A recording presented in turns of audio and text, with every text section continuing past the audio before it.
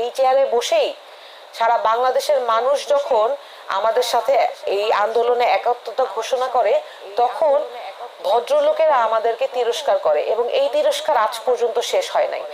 এবং আমাদের অপরাধ একটাই, যে আমরা মানুষকে একত্রিত করার জন্য ওই যে হাসনাত আব্দুল্লাহ, নাসিরউদ্দিন পাটোয়ারি ফেসবুকে কেন লিখে, কারণ ওই ফেসবুকটা মানুষ দেখে।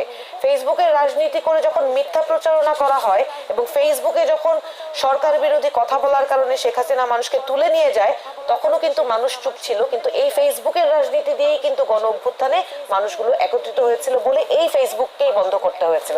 সুতরাং ফেসবুকে আন্দোলনটা, আমি ব্যক্তিগতভাবে শুধু ফেসবুকের আন্দোলন হোক এটা আমি না চাইলেও, ফেসবুক এবং সোশ্যাল মিডিয়াতে প্রতিবাদ চলবে এবং মানুষকে সেইটার বিষয়ে সচেতন করার রাজনীতিটা চলবেই। কারণ এটাই বাংলাদেশের মানুষ অভ্যুত্থানের সময়ও শেখ হাসিনার বিরুদ্ধে আন্দোলন করতে যে সাহসটা জুগিয়েছিল, সেই এই সোশ্যাল মিডিয়ার কারণেই হয়েছিল এবং এই সোশ্যাল মিডিয়া বন্ধ করার কারণেই মানুষ পথে নেমে এসেছিল। এক, দ্বিতীয় হচ্ছে শ্রদ্ধা অশ্রদ্ধা করার যে বিষয়টা এসছে,